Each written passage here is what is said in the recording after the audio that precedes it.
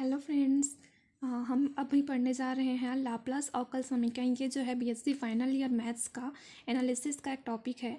यह एक मतलब कि प्रमेय होता है कि इसको ऐसे पूछा जा सकता है कि एक विश्लेषित फलन के वास्तविक एवं अधिकल्पित भाग लाप्लास समीकरण को क्या करते हैं, संतुष्ट करते हैं। इसके पहले हम संयुग्मी फलन पढ़ लेते हैं।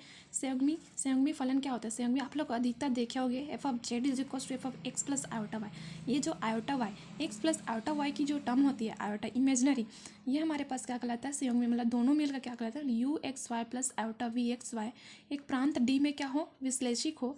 चरों एक्स वाई के फलन यू तथा वी संयुग्मी फलन कहलाते हैं। ये जो चर है एक्स और वाई, ये जो यू और ये वी, ये क्या कहलाएंगे? हमारे संयुग्मी फलन। इसी के अंतर्गत हमारा टॉपिक है लाप्लास अवकल समीकरण। ये कैसे होता है? इफ अब मान लो एक फलन लेकर चलते हैं, F of Z is equals to U plus iota V. किसी प्रांत डी में विश्लेषिक है, जो प्रांत रहता है हमारा उसमें क्या है? विश्लेषिक है।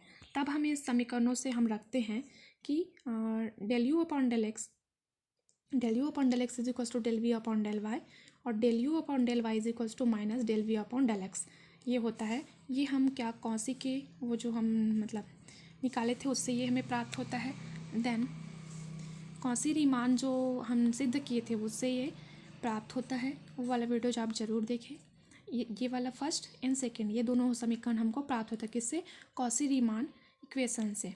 देन अब इसका अवकलन की एक्स की टर्म में तो डेल स्क्वायर यू बटा डेल एक्स स्क्वायर, और इसमें भी की एक्स के टर्म में तो डेल स्क्वायर वी बटा डेल एक्स डेल वाई, और यहाँ पे भी वाई, यहाँ वाई की मतलब एक्स की टर्म में यहाँ पे भी किए तो ये प्राप्त हुआ, यहाँ पे भी ये प्राप्त हुआ।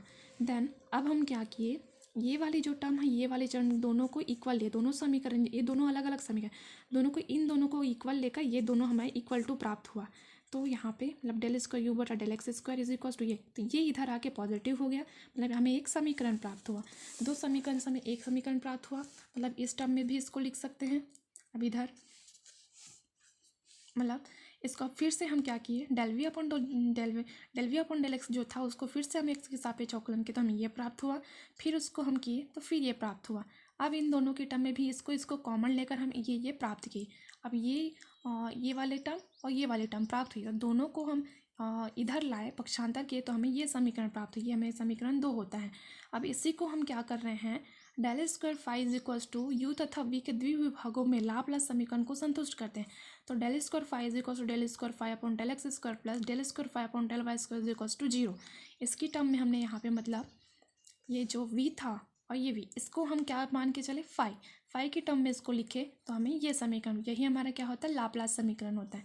देन अब हार्मोनिक फंक्शन क्या होता है? तो del square u is equals to del square u upon del x square plus del square y upon del Y square is equals to क्या होता है? 0।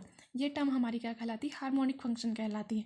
मतलब हमारा लाप्लास में क्या था? ये फाई था, लेकिन ये वाला क्या हो? यू और वाई हो गया। तो यही हमारा हार्मोनिक फंक्शन। इसमें संयुग्मी फंक्शन यूज़ किया गया, f of Z is equals to u x Y plus iota we x Y.